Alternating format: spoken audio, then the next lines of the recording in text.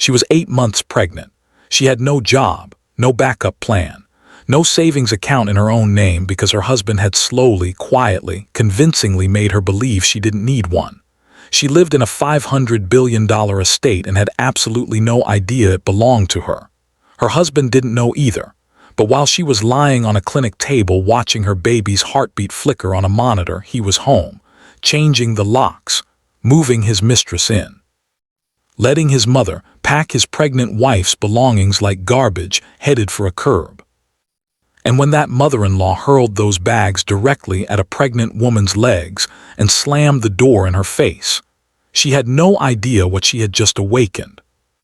Because the quiet woman standing on that porch, her last name was Harrington, and her father, God rest him, had spent the final months of his life making absolutely certain that if anyone ever tried to steal his daughter's home out from beneath her feet, the earth itself would take it back. Who really owned the $500 billion estate they were all living in? What happens when a man forges his pregnant wife's signature on a property that was never legally his to touch? And what is a woman truly capable of when she has survived humiliation, a murder attempt, and has nothing left to protect except her unborn child in her father's name? Stay right here. The summer morning arrived blazing and dishonest, the kind that pours gold through every window and tricks you into believing, for exactly 4 seconds before full consciousness lands, that your life is still beautiful. Claire Donovan didn't believe it anymore, not even for 4 seconds. She stood at the bay window of the Harrington estate, one hand resting on the firm curve of her belly, the other wrapped around chamomile tea she had stopped tasting 20 minutes ago. She was 28 years old, and in the right light, the forgiving kind, she was breathtaking. Dark hair loose around her shoulders, quiet, intelligent eyes, the particular stillness of a woman who had spent 14 months learning to keep her reactions private. Outside, her husband's black Mercedes reversed down the driveway in that specific way he had, fast, purposeful, without a single glance backward toward the house, toward her, toward the window where she always stood. No goodbye again. She didn't flinch. She had spent 14 months training herself not to flinch. The baby rolled against her ribs in one slow, decisive movement, and she shifted her palm to meet it. 7 weeks left. Her OB had called the baby wonderfully stubborn at the last appointment, which Claire had found quietly hilarious. Stubbornness, she supposed, came honestly from her side of the family. She turned from the window. The living room settled into its particular silence, the silence of a large home that has stopped being a home. Everything correctly positioned, nothing warm. A stage set between performances. Her eyes drifted the way they always did in quiet moments until they found what they always found, the framed document mounted beside the fireplace. Polished mahogany frame, dense legal text, official stamps, a wax seal. And beside it, in a smaller frame, her father's handwriting on a note card, slightly slanted the way it always was, "For my Claire Bear. Everything I built for you."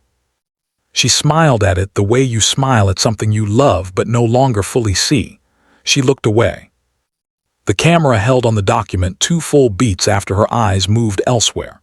If you were close enough to read what was inside that mahogany frame, the dense, immovable legal text that Richard Harrington had commissioned from his deathbed and signed with a steady hand, you would find one name printed on every single page. 3 syllables. A name she had carried since birth without understanding the fortress buried inside it. Claire Elizabeth Harrington.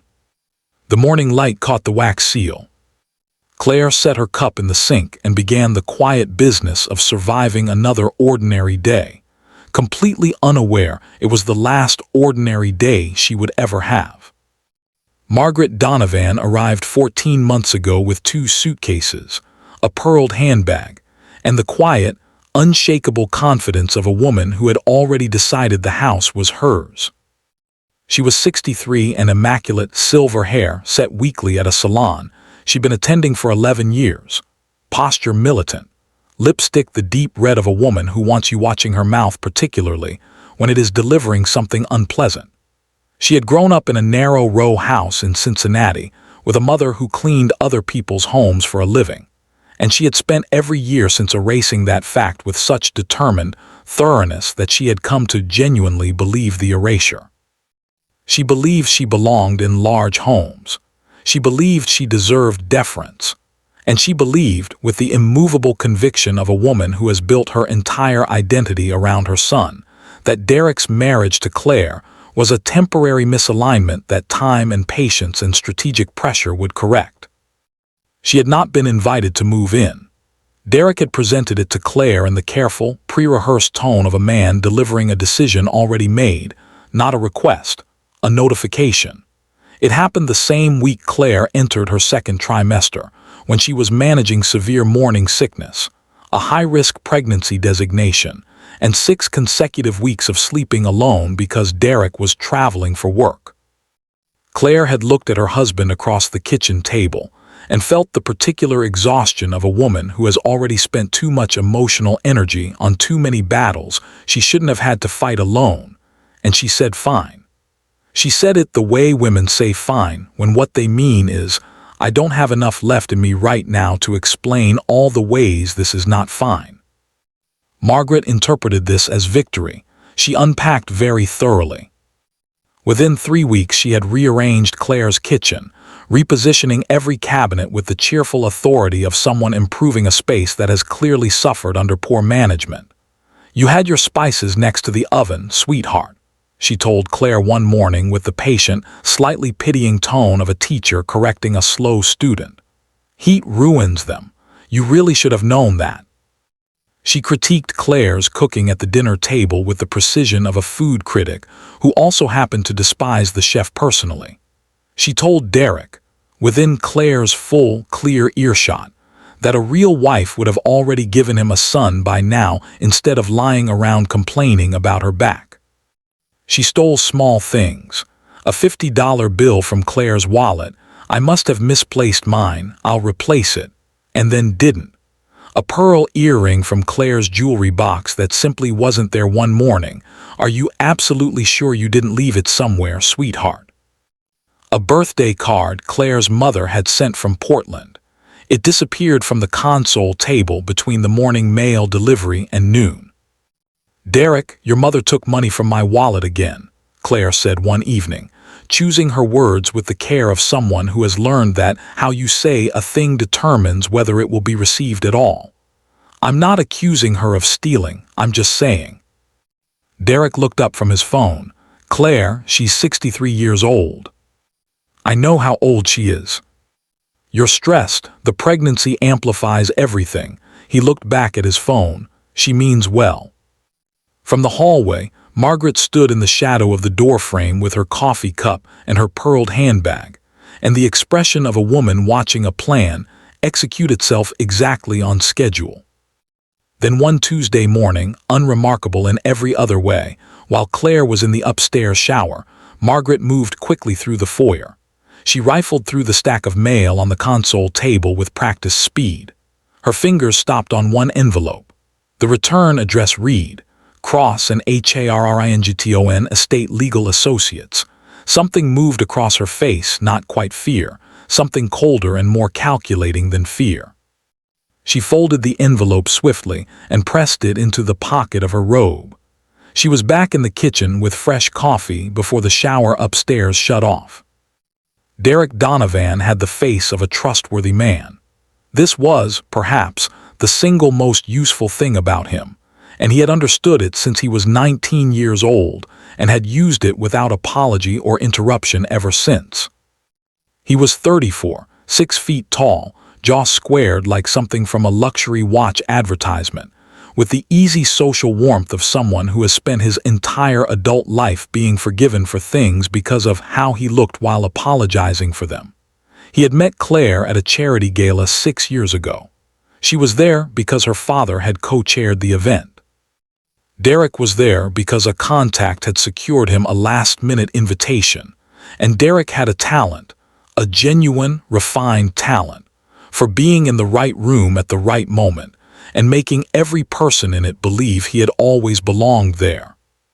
He had pursued her with the full, focused intensity of a man who understood, in the particular calculating way of someone for whom charm is a tool rather than a quality, that Claire Harrington represented something far more significant than a love story. The Harrington name meant something. He didn't yet know exactly what, but he intended to find out. He married her 18 months later in a ceremony she planned, and he funded with a loan he never mentioned. He read his vows off a note card at the altar. He told her he'd been too nervous to memorize them. She had found this endearing, had looked at him across those flowers with the open, unguarded trust of a woman whose father had spent her entire childhood demonstrating that love was something steady and permanent and true. Derek saw that trust across the altar and understood, with the cold efficiency of a man who has always been more calculator than compass, exactly what it was worth. His business, Donovan Builds, had been legitimate for approximately 8 months after its founding. Then Troy Okafor made a suggestion over a private dinner that Derek, financially desperate and morally flexible in equal measure, had been wholly unable to decline. Troy was 38, brilliant, with an accounting background and the creative relationship with legality that tends to develop in men who are gifted and impatient. He had the contacts. He had the structure. He needed a front man with a clean face and a respectable name. Derek needed money that moved faster than honest work would ever provide. The arrangement formed with the easy, interlocking efficiency of two pieces designed for each other. The architecture was elegant. Inflate every government infrastructure contract invoice by 30 to 60%. Route the difference through a chain of shell companies, vendor entities with registered addresses and legal agents and no physical footprint. Launder the cleaned money back through Donovan Okafor's operating account as consulting revenue. Then move the final product offshore through a Cayman Islands vehicle Troy controlled. 3 of those shell companies were registered to the Harrington estate's address, using Claire's name, without her knowledge, her consent, or her signature. Derek had reasoned this was safe. Her name on a registration meant nothing as long as she never went looking, and Claire, exhausted and pregnant and quietly devastated by a marriage that was hollowing itself from the inside, was not looking for anything. Margaret had helped register 2 of the shells. She called it protecting her son's future and slept without difficulty. One evening, Claire found a business card in Derek's jacket while doing laundry. Harrington Ridge LLC registered agent. She brought it to dinner and set it beside his plate. "What's Harrington Ridge LLC?" she asked. Derek glanced at it without picking it up. "Vendor thing, don't worry about it. It has our home address on it, Derek." He took the card with the patient, slightly exhausted energy of a man who has been interrupted. "I'll sort it." He didn't sort it. 3 days later, Claire received an automated bank alert on her phone, a business account registered in her name at her home address. She showed Derek immediately. He took her phone, looked at the screen, handed it back. "I'll call the bank. Probably a system error." He never called. What none of them knew, not Derek, not Troy, not Margaret, was that 8 months earlier, a man in a dark suit had begun appearing at the same social functions as Derek Donovan. He didn't drink at these events. He didn't introduce himself. He stood near the edges of rooms with the particular, unhurried stillness of a man who already knows how the story ends and is simply collecting the evidence to prove it. His name was Agent Cole Whitfield, FBI Financial Crimes Division. He had been building his case brick by patient brick for long enough that he needed only one thing to close it, one thing he didn't yet have. He didn't know she was already on her way to him. Vanessa Cole did not enter Derek Donovan's life by accident. Nothing about Vanessa was ever accidental. She was 30 years old and understood, with the clear-eyed practicality of a woman who had watched beautiful people trade their assets for security and lose both in the process, that beauty without strategy was a depreciating asset. She was stunning in the specific way that rooms noticed, cheekbones that photographs loved, the posture of someone who had decided early that confidence was a costume anyone could put on if they committed to wearing it. She had worked in corporate financial consulting for 4 years, which was genuine. and had supplemented that income through arrangements she preferred not to examine too closely.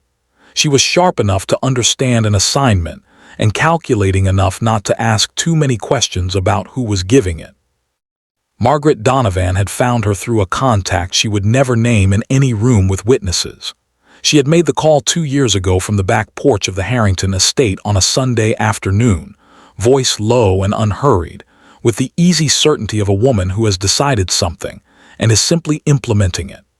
Margaret had been watching Claire with growing unease, not because she feared Claire would fight back, but because she feared Claire might start paying attention.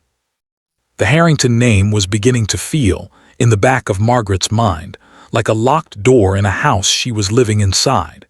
She had seen Nathan Cross look at her once across a room with the patient, level expression of a man who has already planned around an obstacle.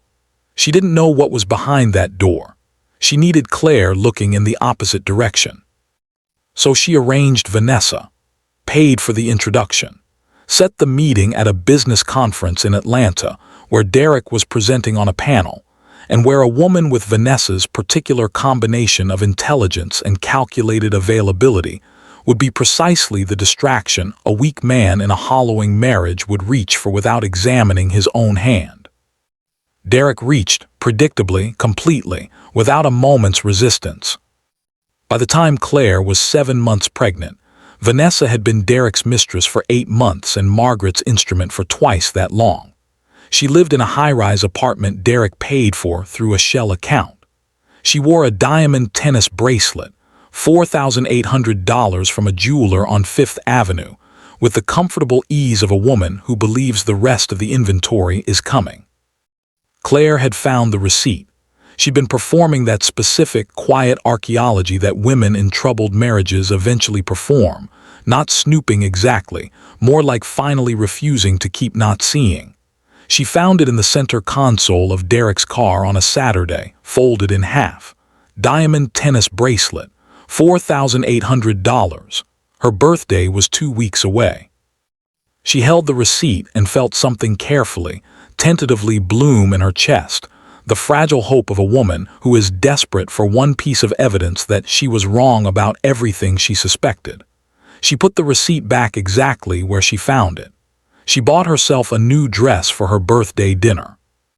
The bracelet never came. Her birthday dinner was a Tuesday night at a chain Italian restaurant 3 blocks from home because Derek had forgotten to book anywhere. The waiter knew their order. Margaret joined uninvited and spent the meal telling a story about a birthday trip she and Derek had taken to Tuscany when he was 12, a story she had told Claire on 4 separate occasions, always ending the same way. "He's always been a man who knows how to make a woman feel special," she said it looking at Derek. She did not look at Claire. That night, alone in the bathroom while Derek slept, Claire sat on the edge of the tub with her hands on her belly and did not cry. She had not cried in 4 months. She was saving it, though she didn't yet know for what. The following morning, Derek got a text at the breakfast table. A slow, private smile crossed his face, the specific warmth Claire hadn't seen directed at her in over a year. He tilted his phone face down. Claire watched him over the rim of her cup. She noted the smile. She noted the phone. She filed both away without nomming them. She would name them soon enough. Derek came home on a Wednesday evening with the particular energy of a man who has made a decision and already finished grieving it on someone else's behalf. He set his briefcase down, loosened his tie with the ease of a man settling into his own home, and asked Claire, with a casualness so carefully constructed she could see the scaffolding behind it, if she had a moment to sit down. She sat, 8 months pregnant, hands folded over her belly, watching him pull a wooden chair to face hers with the deliberate, staged movements of someone arranging a scene before delivering it. "I've been thinking about the household finances," he began, in the measured, reasonable voice he used when delivering something unreasonable and requiring her to receive the packaging before examining the contents. "With the baby coming, it makes sense to bring in someone professional, to manage the home accounts, coordinate with the estate vendors, take the pressure off you." Claire looked at him steadily. "I manage the household finances fine, Derek." "Of course you do," a practiced, slightly patient smile. "This is additional support. Her name is Vanessa Cole. She's a financial consultant. She'll start Monday." The name landed in the room like something dropped from a height. Claire felt the air shift. "Who is she to you?" she asked. Her voice was quiet, always quiet, but there was something underneath the quiet now, a new temperature. "A professional." Derek's gaze didn't waver. It was one of the things she had once called steadiness. She understood now it was the absence of conscience. They are not the same thing. Don't make this into something it isn't. From the hallway, Margaret appeared in the door frame, coffee cup in hand, and simply stood there with the expression of a woman watching something she arranged execute itself on schedule. Vanessa arrived Monday with a leather portfolio and the authority of someone who believes she has already been handed the keys. She was, Claire observed from the top of the stairs, extraordinary looking, the kind of beautiful that takes significant effort and is fully aware of its own investment. She shook Derek's hand in the foyer, and the handshake lasted one beat longer than professional courtesy required. 6 days after Vanessa's arrival, Derek set a small stack of papers on the breakfast table beside Claire's orange juice. He was dressed for work, checking his watch, sliding a pen toward her without meeting her eyes. "Insurance restructuring for the property," he said. "The broker needs it today. Quick signature." Claire's hand moved toward the pen, and then a memory arrived unbidden, clear, arriving the way his memories always did when she needed them most. She was 19, sitting in her father's mahogany study. Richard Harrington placed her hand flat on the desk surface, covering it with his large, warm one, his eyes serious and tender at once. "Always read what you sign, Claire Bear, always, especially when someone is watching you sign it, especially then." She had laughed at the time, the easy laugh of a daughter who trusts her father's caution, without yet understanding the specific shape of the future that will require it. Her hand stopped. She picked up the papers. She read every word, slowly. The kitchen grew very quiet. Derek's jaw tightened incrementally with each page she turned. When she reached the third page, her expression didn't change, but something behind her eyes went perfectly, dangerously still. "This is a transfer of occupancy rights," she said. "It's a formality." "To whom?" Silence. "Derek, to whom?" He took the papers from her with a controlled, frustrated motion. "I'll have the lawyer simplify the language." He tucked them under his arm and picked up his briefcase. "You are overthinking this." He left. He never brought the papers back. Instead, 3 days later, while Claire attended her prenatal appointment, Derek met with a notary Troy had used before, a man who had stamped documents he shouldn't have stamped on prior occasions, and had been well compensated for his flexible memory. Derek signed his name. Then he signed Claire's slowly, carefully, having practiced her signature twice the night before on a legal pad he immediately shredded. The fraudulent transfer document was filed with the county recorder's office at 2:15 p.m. Derek drove back to the office and told Troy it was done. He had no idea he had just swallowed a blade. They chose the day of Claire's anatomy scan. This was not coincidental. It was Margaret's idea. She had access to the shared family calendar on the household tablet, a convenience Claire had suggested in the early months of the marriage when she still believed in the architecture of small domestic intimacies, when she still believed that a shared calendar was a symbol of a shared life. Margaret checked it that Sunday, noted the appointment time and the clinic's location, did the arithmetic on drive time and appointment duration, and told Derek, "Thursday. That's the day." Claire left at 10:15 a.m. in a gray maternity dress and flat shoes, moving with the careful, measured pace of late pregnancy. She paused at the door and looked back once, not from suspicion, just the habitual glance of a woman making sure she hasn't forgotten anything. Derek was in the kitchen with his phone. He did not look up. She left. The moment her car cleared the gate, Margaret began. She moved through the house with the kinetic, focused purpose of someone who has been rehearsing this in their mind for months and is finally performing it. She went to the master bedroom first. She pulled one of Claire's rolling suitcases from the closet, opened it on the bed with a sharp, definitive zip, and began to fill it, not packing, not folding, pulling. Clothes dragged from drawers and dropped in. The small framed photograph of Claire and her father from the nightstand dropped in without ceremony. The novel Claire had been reading, bookmark still inside, bent and dropped. A tube of hand cream. The prenatal vitamin bottle from the bathroom counter. Margaret paused at this one, looked at it for a full second with an expression that contained something she would never name aloud, then dropped it in last. Like punctuation. 3 bags total.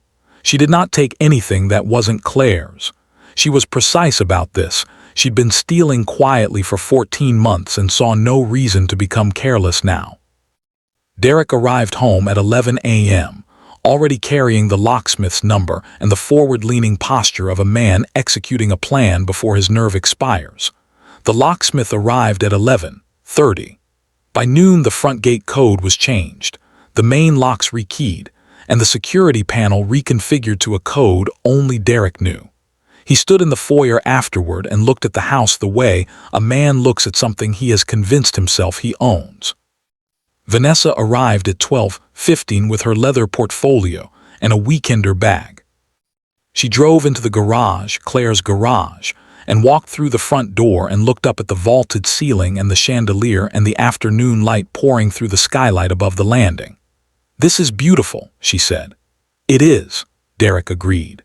In the master bedroom, Margaret was pulling the last of Claire's toiletries from the bathroom shelf. She paused and looked at her own reflection in the mirror above the sink, the mirror that had shown Claire's face every morning for 4 years. She looked at herself with the flat, satisfied expression of a task completed. 40 minutes across the city at that exact moment, Claire Donovan lay on a padded table in a dim ultrasound room, cold gel on her belly, the wand moving slowly, and on the monitor above her in gray and white in shadow, the outline of a small face, eyes closed, hands curled, the steady, rhythmic flutter of a heartbeat filling the room with the sound of something purely, stubbornly alive. Claire's face cracked open into the realest smile she had produced in months. One tear ran sideways into her hair. She didn't wipe it. "Hi, baby," she whispered. She had absolutely no idea what was happening at home. Claire pulled into the driveway at 2:47 p.m. She was still warm from the ultrasound, carrying that specific tenderness that follows witnessing something sacred, that feeling that makes the whole ordinary world seem soft and forgiving at its edges. The printed sonogram image sat on the passenger seat. She had already decided she would frame it and hang it in the nursery, beside the Paper Star mobile her mother had helped her hang on a Sunday afternoon 3 weeks ago over cups of tea and quiet, unhurried conversation. She pressed her key card to the gate sensor. The gate didn't open. She pressed it again. Nothing. She looked at the card at the sensor, pressed it a third time with the patient, slightly puzzled energy of someone who has never had reason to question whether her own front gate might refuse her. She put the car in park. She walked to the intercom. She pressed the button. The speaker clicked. Derek's voice came through. "Claire," just her name. Spoken the way you say a name when you have rehearsed everything that comes after it and need the name to be neutral while you gather yourself. Something shifted in her chest, not understanding yet, but the body knows before the mind catches up, and hers was already preparing. "The gate isn't working," she said. "Come to the front door." She walked to the front door. It opened before she reached it. Derek stood in the frame, not wide, not welcoming, positioned like a man who has decided exactly how much of a threshold he is willing to share. He was holding his new key fob. Small, matte black, hers. She looked at him. Then she looked past him into the foyer of her home, the foyer where she had stood on her wedding morning and taken her father's arm, where she had come home from every appointment and every errand and every ordinary day of the last 4 years. She looked into it now, and saw Vanessa Cole standing at the base of the staircase with her hands clasped, wearing an expression assembled to project neutrality, and achieving instead the look of a woman, waiting for a verdict that has already been delivered in her favor. Something in Claire's face went very quiet. Derek delivered his speech, the one he'd rehearsed. The house wasn't working for both of them. They needed space. There were temporary arrangements. She should take a few weeks somewhere else. He spoke with the controlled forward momentum of a man who has told himself if he gets through the script without stopping, the hard part will be finished. He was still speaking when Margaret Donovan appeared. She came through the foyer with the velocity and absolute purpose of a woman who has been waiting behind a door for her cue and is not going to waste a single moment of it now that it has arrived. She was carrying the largest of Claire's bags, packed, zipped, and handled with the contemptuous ease of cargo. She walked straight to the front door, past Derek without a word or a glance, stepped onto the porch, and she threw it. Not dropped, not placed, not set down with any gesture toward the human being standing in front of her. Threw it. It struck Claire across the left shin with the full dense weight of everything packed inside it. Claire stumbled backward, one foot catching the edge of the porch step, her hand slamming onto the railing, her other arm flying instinctively, fiercely, protectively across her belly. She caught herself. The baby kicked hard, startled. She did not fall. She stood. She looked at Margaret. Margaret looked back with the blank, completed expression of a woman who has just done what she came to do and found it satisfying. "Take your sad little things with you," she said. Her voice was almost conversational, the tone she used when she was certain she had already won. "My son has made his decision. You were always temporary, sweetheart. I hope somewhere in that pretty little head of yours you always knew that." The door closed. "Red circle, stop right here. Before we go one single second further, I need to know something. Where in the world are you watching this from? Drop your country in the comments right now. Globe showing Europe, Africa. And tell us, what do you think about what Margaret just did to a woman who is 8 months pregnant? Do you think Claire should walk away quietly? Or do you think it's time to burn every single thing they built down to the ground? Tell us below. We want to hear from you." Backhand index pointing down. Also, this channel is this close to 1,000 subscribers, and this community deserves to get there. If this story has your blood boiling right now, if you felt that scene in your chest, hit subscribe immediately. It takes 2 seconds and it means absolutely everything to us. Every subscriber keeps stories like this one alive. 1,000 subscribers, let's get there together, right now, fire. Now, back to Claire, standing on that porch, with a sonogram in her pocket and a decision forming behind her eyes that none of them are ready for.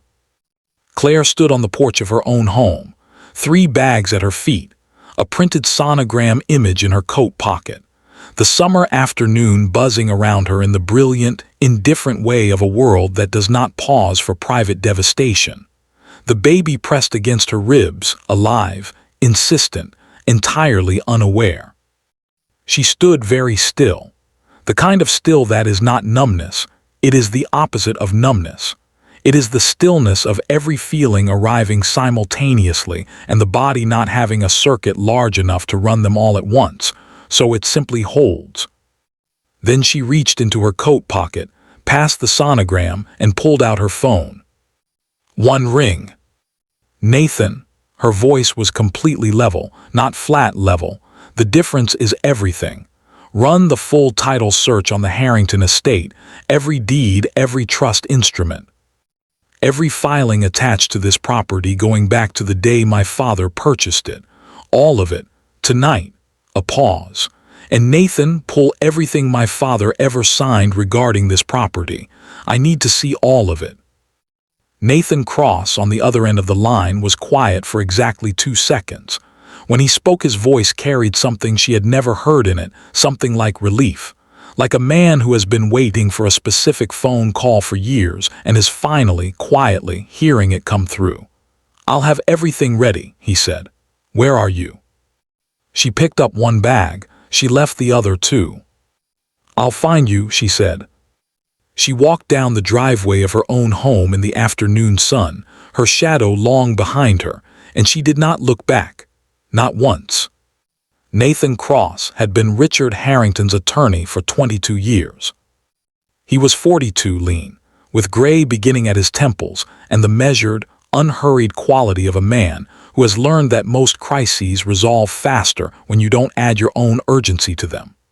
He had watched Claire's marriage to Derek Donovan from the specific, painful vantage point of someone who has read every legal document protecting a person, and then watched that person hand the keys to someone who hasn't earned them. He had met Derek exactly twice before the wedding, and had formed his full assessment both times within the first 4 minutes. The kind of man who makes you feel, while he is talking to you, that you are the most important person in the room, and whom you realize only after he has left, has told you nothing true about himself. Nathan had brought his concerns to Richard, carefully and professionally, on a Thursday in late autumn 2 years before the wedding.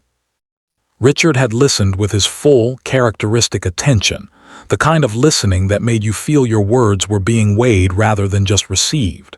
Then he said quietly, "She loves him, Nathan, and she has every right to love who she chooses.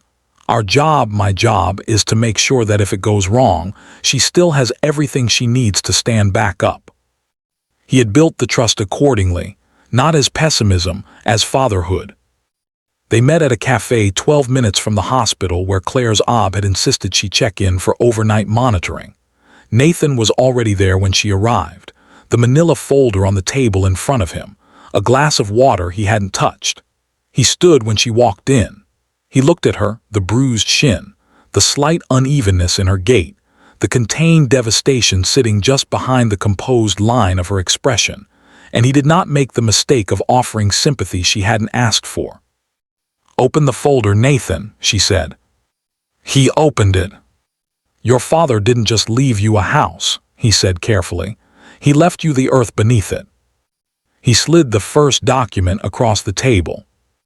The Harrington estate sat on 4,200 acres in a land corridor confirmed by a private geological survey arranged by Nathan 3 years prior to contain one of the largest deposits of rare earth minerals in the continental United States. Lithium, cobalt, 3 additional elements critical to defense technology and clean energy manufacturing at a scale the industry hadn't yet fully priced in. The land, the mineral rights, every structure and every financial instrument attached to them in perpetuity, all held inside one legal vessel, the Claire Elizabeth Harrington Irrevocable Trust, established the year she was born. Structured so that not one square foot, not one grain of mineral dust from beneath the topsoil, could be transferred, mortgaged, leased, or signed away without Claire's biometric signature, a 90-day court review period, and notarized consent from all 3 trustees, Nathan being one of them. Current appraised value this quarter, $500 billion.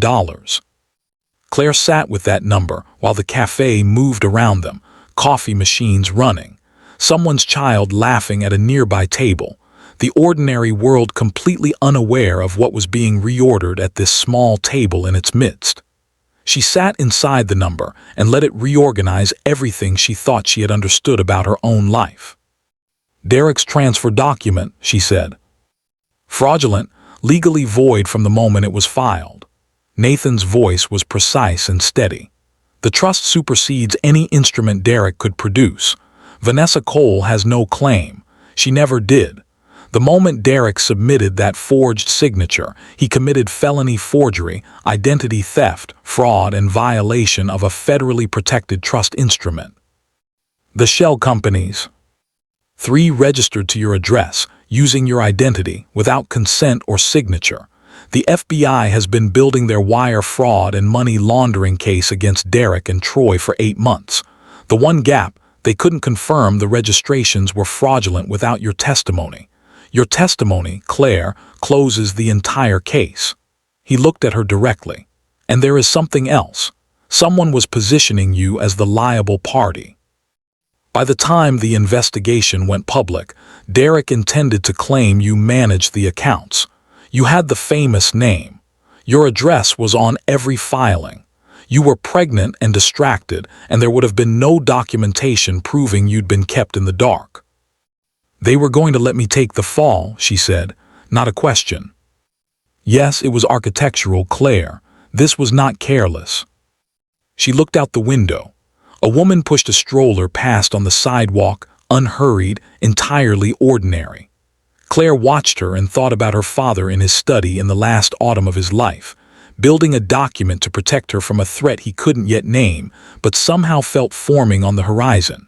She thought about how much you have to love someone to build their fortress before the battle is announced. Full backstory, the emotional spine, step 5. The camera drifted. A memory not Claire's but ours.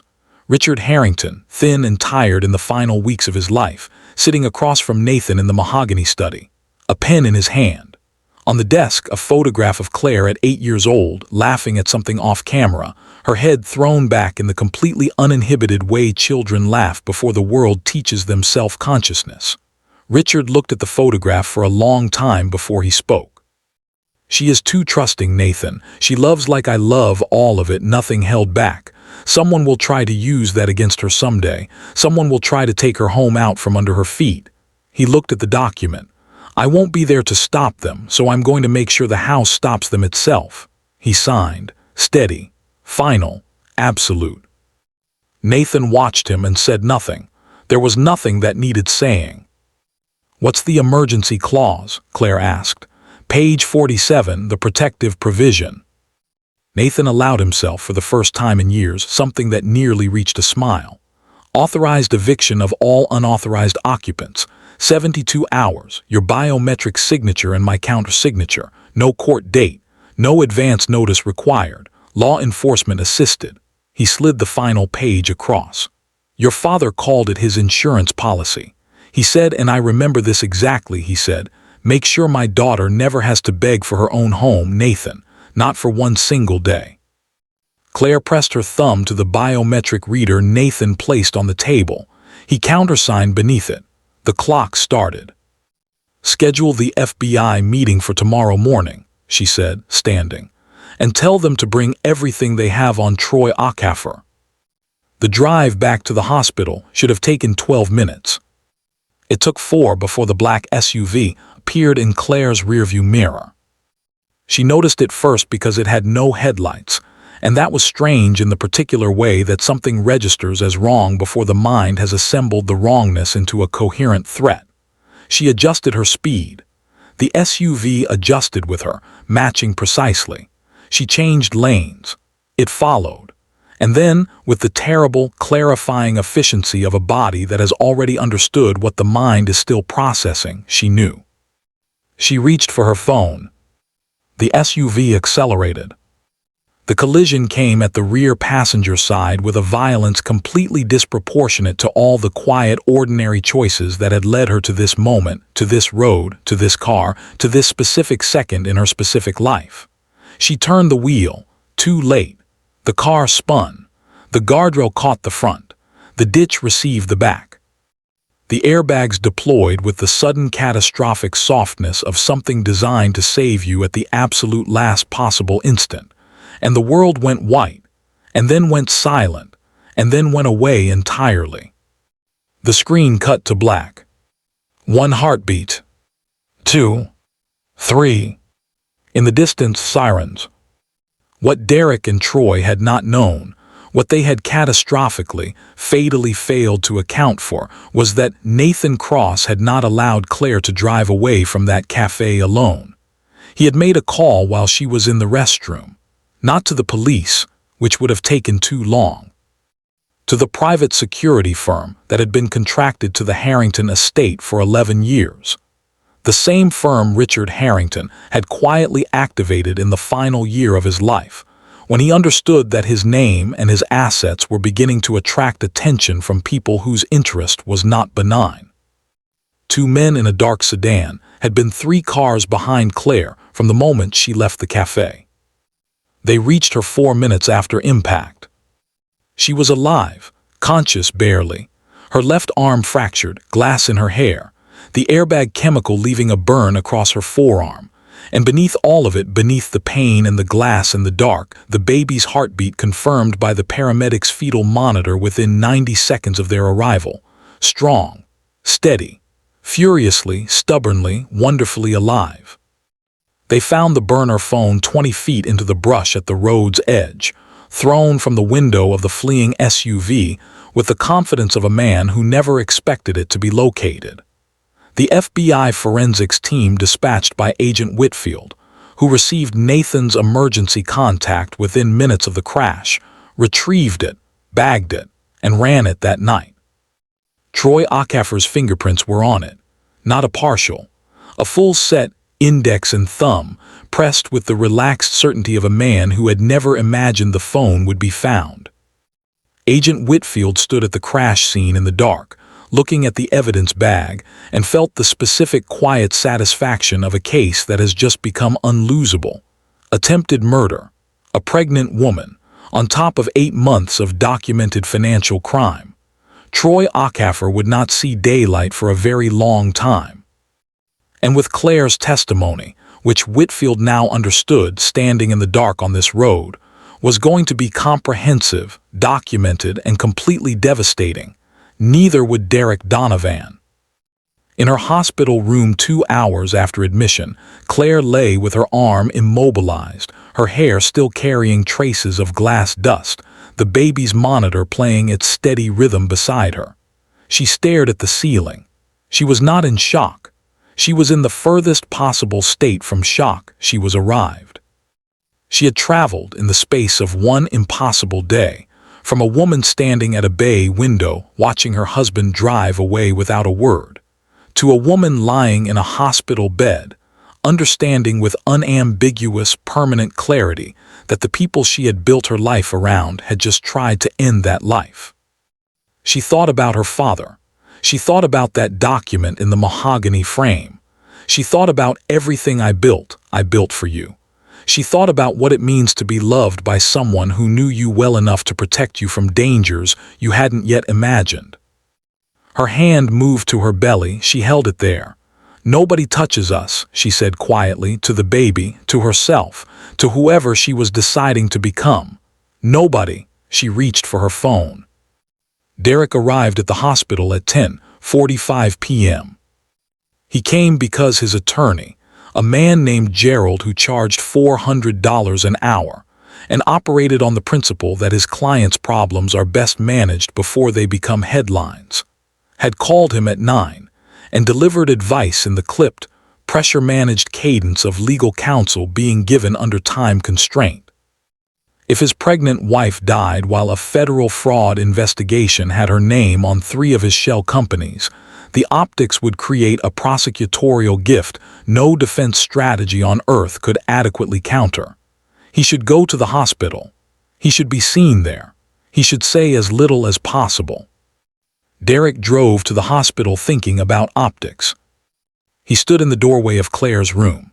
She was in the bed, arm immobilized, the bruise along her jaw from the airbag already beginning to deepen, her hair loose on the pillow, the baby's monitor playing its steady pulse beside her. She looked in the specific quiet light of a hospital room at this hour, both completely broken and somehow more solid than he had ever seen her. Like something had been stripped away, and what was underneath was harder than what had covered it. She looked at him, the way you look at something that used to be your entire life. "Claire, I want you to know I had absolutely nothing to do with what happened tonight on that. The next conversation we have," she said, "will be in front of a federal judge." She turned her face to the window. He stood in the doorway for 4 seconds, then he left. The 3 calls happened between 11 p.m. and midnight. The first was to Nathan. They began filing criminal fraud, forgery, identity theft, federal conspiracy, violation of a federally protected trust instrument, and the emergency protective clause was confirmed active. The provision on page 47, the one Richard Harrington had written from a hospital bed, not unlike this one in the last weeks of his life. Claire's biometric and Nathan's countersignature had been executed at the cafe table hours ago. The 72-hour clock was running. It would expire, and the authorized eviction would execute at 9 a.m. Thursday. The second call was to Agent Cole Whitfield, who answered on the first ring. She told him everything, every conversation from which she had been excluded, every bank alert Derek had promised to address and never touched, every business card, every shell company name, every document slid across a table with a pen and an averted gaze. She told him about the forged signature, the paperwork Derek had taken back and never returned, and what she had subsequently understood he had done with it.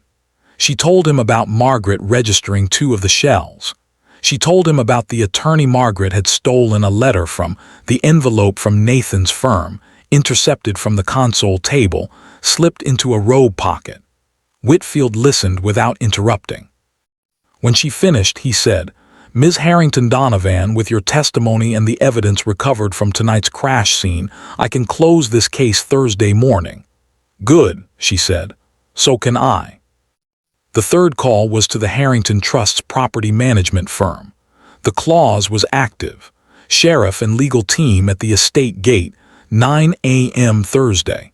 Full documentation of unauthorized occupancy for Derek Donovan, Margaret Donovan, and Vanessa Cole. Estate locks recoded to Claire's biometrics upon legal entry. She set the phone down. She lay in the quiet of the room and allowed herself, for the first time all day, to feel the full weight of everything. She didn't push it away. She let it move through her, the grief, the rage, the specific devastating loss of discovering that the people living inside your love had been using it as cover for something ugly and criminal and cold. She felt every piece of it. Then she folded it away. She pulled the sonogram image from her coat pocket, the one she'd had through all of it, through the eviction and the phone call and the crash and the ambulance, and she held it in her good hand. She looked at the small face, the closed eyes, the curled hands. "I have something to show you when you get here," she said, "about who your grandfather was, about what he built, about what we're made of." The baby moved. The monitor kept its rhythm. Thursday was coming. 3 things began simultaneously at 9 a.m. on a Thursday morning, with the quiet, coordinated precision of something planned by people who understand that justice, when it finally moves, should move completely, without warning and without mercy. At the downtown offices of Donovan Aquifer Builds, 2 black government SUVs parked at the entrance at 8:58 a.m. 4 federal agents entered the lobby at exactly 9. The receptionist with the headset looked up, read the room in 1 second, and made the wise decision not to reach for anything. Agent Cole Whitfield walked in a straight, unhurried line through the lobby toward the frosted glass door of Derek Donovan's private office. Derek was on a phone call. He saw Whitfield through the glass. His face performed a sequence of expressions in under 2 seconds: confusion, recognition, understanding, and then the gray, boneless look of a man whose entire architecture has just collapsed around him at once. All of it, simultaneously, with no warning and no exit. In the conference room, Troy Aquifer saw 2 agents at the door and lunged immediately for his laptop with the desperate reflex of a man whose first instinct in every crisis is his data. An agent's hand covered the keyboard before he completed a single keystroke. "Hands where we can see them, Mr. Aquifer."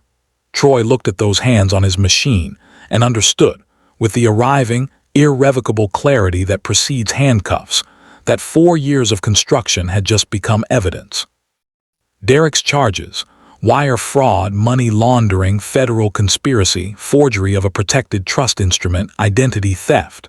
Troy's charges, all of the above plus the one that would follow him into every courtroom for the rest of his legal life: conspiracy to commit murder. His fingerprints, the burner phone, the SUV traced to a shell entity he controlled. An 8 months pregnant woman who had survived the road and was sitting in a federal building at this precise moment, giving testimony with the precision and documentation of someone who had, unknowingly, instinctively, been keeping records of everything. The charges were read in the lobby of Donovan Aquifer Builds, while the receptionist with the headset sat completely still and did not make a single sound. At the Harrington estate at 9:05, the sheriff's deputy van and the trust's legal team arrived at the front gate. Vanessa Cole opened the front door in a silk robe, barefoot, coffee mug in hand, with the unbothered confidence of a woman who has believed for 11 days that the documentation protects her. She had rearranged the living room. She had bought throw pillows for the master bedroom. She had given her best friend the address and called it hers. She looked at the deputy and smiled. He held out the document. Her eyes moved across the page, once, twice. The coffee mug hit the floor before she understood she had released it. The words moved through her in successive, devastating waves. Harrington, irrevocable trust, emergency protective clause, authorized eviction, owner of record. CLAIRE Elizabeth Harrington, and she understood in the fully arrived, catastrophic way that understanding comes when it has been delayed past the point of usefulness, that she had been a piece, not a player, a piece. Margaret had used her. Derek had used her. The bracelet and the address and the 11 days of believing she had won, all of it built on a document that was void before it was filed, in a house that was never hers for one single legally valid hour. 2 hours to remove personal belongings, the deputy said. After that, estate property. Vanessa stood in the doorway of a home that had just rejected her and cried with the graceless, complete devastation of a woman who has run entirely out of composure and finds nothing underneath it. And Margaret Donovan, stepping at that same moment out of the police station, where she had spent 3 hours being questioned about her role in the shell company setup, already composing in her mind the call she would make to Derek to have his lawyer address this immediately, dialed her son. No answer. She tried again, no answer. She called the house. Vanessa answered, barely coherent. "They're making us leave, Margaret. The house, there's a trust, it's all in her name, it was never his." Margaret stopped walking. She stood on the steps of the police station in full morning sunlight and understood, in one arriving, catastrophic moment, the complete picture. She had sold her condo 2 years ago. She had unpacked and rearranged and critiqued and stolen and arranged a mistress, and helped build a fraud and intercepted a letter and thrown a bag at a pregnant woman's shin and called herself a winner.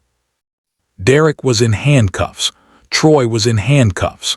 Vanessa was standing in a driveway in a silk robe with 2 hours and nothing else. And Margaret Donovan, the woman who built all of it, who made every call, pulled every string, arranged every piece, had no home. She stood on those steps. She had nowhere to go. For the first time in this entire story, she had absolutely nothing to say. She arrived at noon. Her arm was in a sling. Nathan walked beside her. The estate's private security team, the same team her father had contracted, the same team that had been 3 cars behind her on the road 2 nights ago, flanked them at a respectful distance. The county sheriff's deputy held the gate. The legal team had processed the eviction. The locksmith had recoded the biometrics to Claire's thumbprint. The estate was quiet in the specific way a place is quiet after a storm has moved through it, not peaceful exactly, but cleared, emptied of everything that had no right to be there. Claire walked up the driveway. She had walked this driveway 10,000 times, in every season, in every weather, in her wedding shoes, carrying groceries, carrying prenatal vitamins, carrying once a small cactus she'd bought impulsively from a roadside stand and named Gerald because it seemed like a name that could survive anything. She had walked it in the early months of her marriage with Derek's hand in hers, when she still believed the warmth she felt in his presence was real and mutual and something they had both chosen freely. She stopped at the front door. She reached out and pressed one fingertip to the doorframe. Just that. Just one finger, checking the reality of it the way you check the reality of something you have been afraid to fully believe. Then she pressed her thumb to the biometric pad, her biometric, recoded to her print that morning, and the door opened. She walked in. Vanessa's throw pillows were still on the sofa. Claire picked one up, looked at it with an expression that was not quite anger and not quite pity and sat somewhere between the two, and set it carefully aside. She moved through the house deliberately, room by room, reclaiming it with her presence the way you reclaim your own name after someone has been using it wrong. Through the kitchen, where Margaret had rearranged everything and helped build a fraud architecture in her daughter-in-law's name. Through the hallway where receipts had appeared that weren't meant for her and cards had disappeared from their envelopes. Past the console table where her mother's birthday letter had been stolen from a pocket and never returned. She stopped at the nursery. The door was slightly ajar. She pushed it gently with the fingertips of her good hand. Pale yellow walls, the half-assembled crib, the mobile of small paper stars her mother had helped her hang on a quiet Sunday afternoon, still rotating slowly in the air moved by the opening door, exactly as she had left them. Everything exactly where she had placed it the morning the world changed. She stood in the doorway for a long time, long enough to feel the full weight of what had been threatened and what had been preserved. Long enough to understand, completely and permanently, that the distance between those two things was her father's love. She continued to the living room. She stood in front of the fireplace, in front of the mahogany frame. She read the document now, all of it completely, for the first time. Every line of the dense legal text her father had commissioned from a hospital bed and signed with a hand that was already failing him, and mounted on her wall like a shield dressed as sentiment. She read her name on every page. She read the mineral rights provision, the 4,200 acres, the lithium, the cobalt, the $500 billion inheritance sitting beneath the surface of the land her father had loved. She read the protective clause, page 47, the provision that had just removed 3 people from this home without a single day in court. She read the trustee signatures, Nathan's among them. She read the establishment date, the year she was born, and understood with her whole body what it means to be loved by someone who planned your safety before you were old enough to need it. One tear, just one. She wiped it immediately with the back of her good hand. She put her palm on her belly, not nervously, not for comfort, with the quiet decisiveness of a woman making a commitment. "We're home," she said, quietly, to the baby, to her father, to whatever remains in rooms where someone has loved you completely after they are gone. "We're home." Nathan sat at the dining table. He waited, because he knew the rhythm of this moment and understood it needed to breathe before it moved to what came next. He had a second folder. His expression was careful in a different way than it had been at the cafe, not the careful of a man delivering a revelation, but the careful of a man delivering a warning about something not yet finished. "There's something else," he said. She sat across from him, 8 months pregnant, one arm in a sling, in her own home. He explained the fourth shell company, the one that didn't belong to Derek and didn't belong to Troy. The $43 million moved through it over 18 months in transfers sized precisely below the automated flagging threshold. Each routed through a Cayman instrument that fed into a third-party account, registered to a name neither Nathan nor the FBI had yet been able to fully confirm. He explained that this person had known about the Harrington Trust for at least 2 years, had known about the mineral rights, had been quietly acquiring adjacent land parcels around the estate's perimeter through various entities, positioning themselves around the trust's footprint like someone drawing a slow, patient circle around a fortress and waiting for it to become available. They weren't just letting Derek run his fraud, Nathan said. They were using it as cover, a distraction while they moved themselves into position around your estate, someone above Derek and Troy, someone who understood what your father built before you fully understood it yourself, and they are, right now, closer to what they need than I am comfortable with. He slid the final document across the table, the name on the Cayman account registration, the name that was not Derek's and was not Troy's, the name that opened a door into a layer of this story that no one had yet looked directly at. The camera stayed on Claire's face. The audience did not see the name. They saw only what moved through Claire's eyes, something cold, something precise, something that had not existed in her expression before everything that had happened, and was there now, permanently, like a temperature that has changed and will not change back. She closed the folder. She looked out the window at the estate grounds, the land stretching in every direction in the afternoon light. 4,200 acres. Her father's love made physical. Beneath it, right now, $500 billion worth of the rarest things the earth produces, waiting. Someone else wanted it. They did not know who they were dealing with. She placed her hand on her belly, not gently, not hesitantly, decisively, the way her father signed his name, the way you make a commitment that you intend to keep past the point where keeping it is comfortable. "Then we move first," she said. The camera pulled slowly back from her face, through the window, up and out over the estate in the afternoon light, over the driveway, over the gate, over 4,200 acres of land that had just rejected everyone who tried to take it, the land her father loved, the land her daughter would inherit, $500 billion of patient, immovable earth. Waiting. Speech balloon, we need to hear from you right now.